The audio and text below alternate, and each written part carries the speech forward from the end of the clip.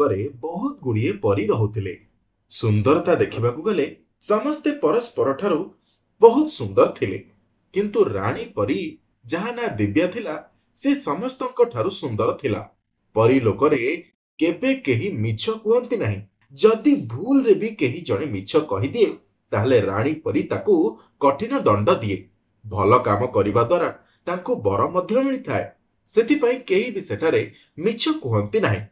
गोटे दिन मां परी लोकरे सबु परी माने बहुत सुंदर, किंतु आपण सबुठु सुंदर एमिति काहेकि? मिली सबु परी माने सुंदर, किंतु सुंदरता छड़ा निज आचरण व्यवहार को मध्य सुधारिबा उचित।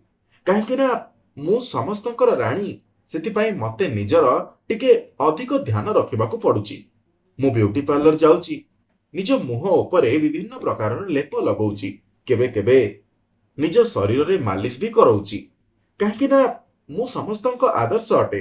जदि मु निजे ही साजसज हेइकी न रहिबी ताहले अन्य परी माने निज उपरे ध्यान केमिति देबे?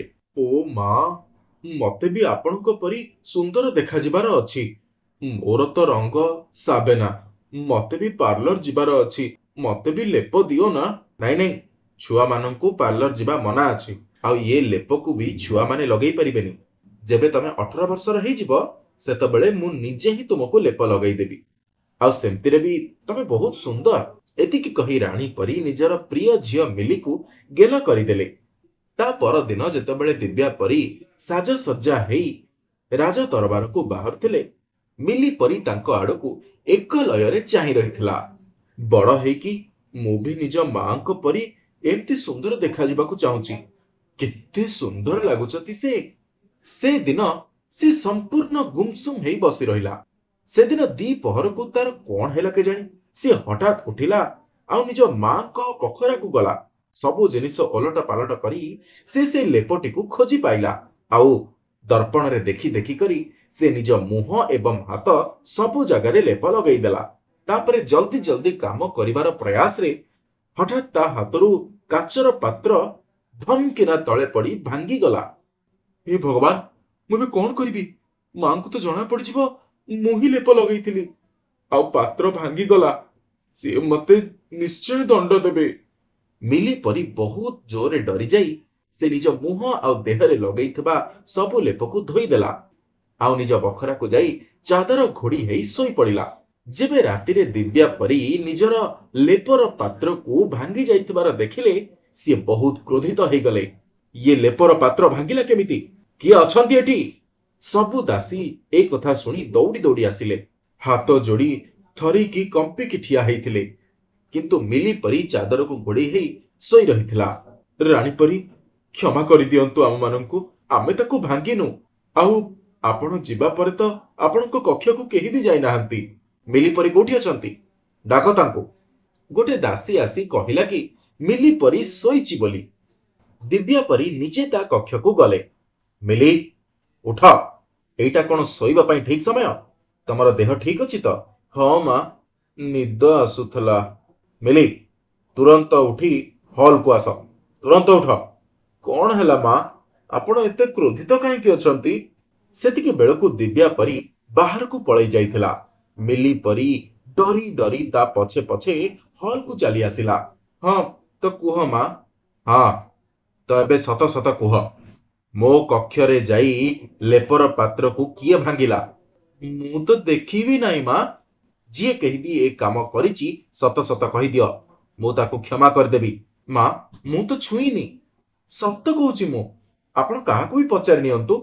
दिव्या परी देखिला कि मिलीर बाଳରେ एबे पर्यंत से लेपर चिन्ह थिला। जेहेतु से मिछ कहितला सेतिपाई दिव्या परी को बहुत क्रोध आसीगला। मिली, सत सत कुह, ए पात्र मते रूपर परी देइथिले। तुमको जଣା अछि ना मिछ कहतुबार धरा पड़िले कठोर दंड मिली पारे बोली? हाँ मां, मु सत्य कहूची। जा, मु तुमको अभिशाप देली। जदि तमे मिछ कहिथिबो ताहले तमे पृथ्वी पृष्ठ रे जाई गोटे हाथीर जीवन जापन करिबो। हठात मिली परी सेठारु गायब हेई गला।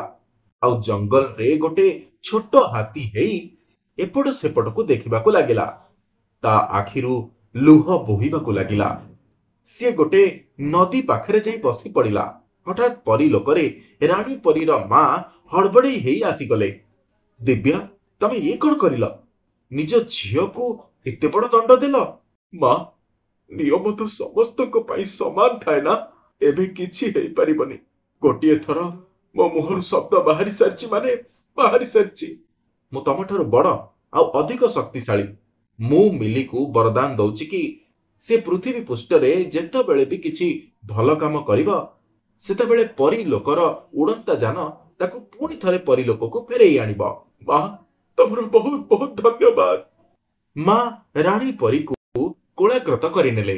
ମିଲି ପରୀ ହାତୀ ହେଇସାରିବା ପରେ ବହୁତ ଦିନ ପର୍ଯ୍ୟନ୍ତ ଏପଟ ସେପଟ ବୁଲିବାକୁ ଲାଗିଲା। ନା ତା ପାଖରେ ଖାଇବାକୁ ଥିଲା ନା ପିଇବାକୁ। ଚୁପଚାପ କୌଣସି ନଦୀ ପାଖରେ ଯାଇ ବସି ରହୁଥିଲା। ଧୀରେ ଧୀରେ ତାକୁ ସେଠି ରହିବାର ଅଭ୍ୟାସ ବି ପଡ଼ିଯାଇଥିଲା। ତାପରେ ସିଏ ଜଙ୍ଗଲରେ ବୁଲି ବୁଲି କରି ନିଜର ଆହାର ଖୋଜିବାକୁ ଲାଗିଲା। ଗୋଟେ ଛୋଟ ଭୁଲ ପାଇଁ ମୋ ଜୀବନ ବର୍ବାଦ ହେଇଗଲା। କେତେ ସୁନ୍ଦର ଶରୀର ଥିଲା ମୋର, ଆଉ ଆଜି ଏ ବିଶାଳକାୟ ଶରୀର ନେଇ ମତେ ତ କୋଉଠିକି ବି ଯିବାକୁ ଆଦୌ ଇଚ୍ଛା ହଉନି। କିଛି ଦିନରେ ହିଁ ଜଙ୍ଗଲରେ ପଶୁଙ୍କ ସହିତ ତାର ବନ୍ଧୁତା ମଧ୍ୟ ହେଇଗଲା।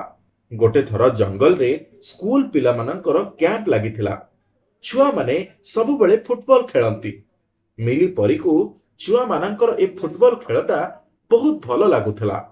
ଗୋଟେ ଦିନ ବୁଲି ବୁଲି ସେ ଛୁଆମାନଙ୍କ କ୍ୟାମ୍ପରେ ପହଞ୍ଚିଗଲା ଆଉ ବଲକୁ ଧରି ଶୁଣ୍ଢରେ ଫୋପାଡ଼ି ଦେଲା। ସବୁ ଛୁଆମାନେ ବି ଖୁସି ହେଇଗଲେ। ତମେ ଆମ ସହିତ ଫୁଟବଲ ଖେଳିବାକୁ ଚାହୁଁଛ କି? ହାତୀ ନିଜ ମୁଣ୍ଡ ହଲେଇ ହଁ ବୋଲି କହିଲା। ଛୁଆମାନଙ୍କ ସହିତ ସେ କିଛି ସମୟ ଫୁଟବଲ ଖେଳିଲା।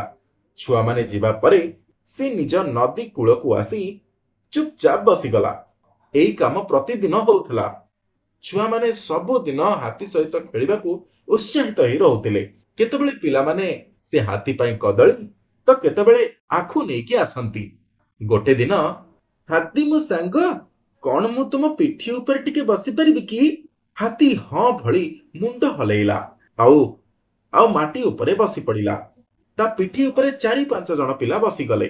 ସେ ତାଙ୍କୁ ନିଜ ପିଠି ଉପରେ ବସେଇ ଜଙ୍ଗଲରେ କିଛି ବାଟ ବୁଲେଇ ସାବଧାନତାର ସହ ପୁଣି ଥରେ ଓହ୍ଲେଇ ଦେଲା।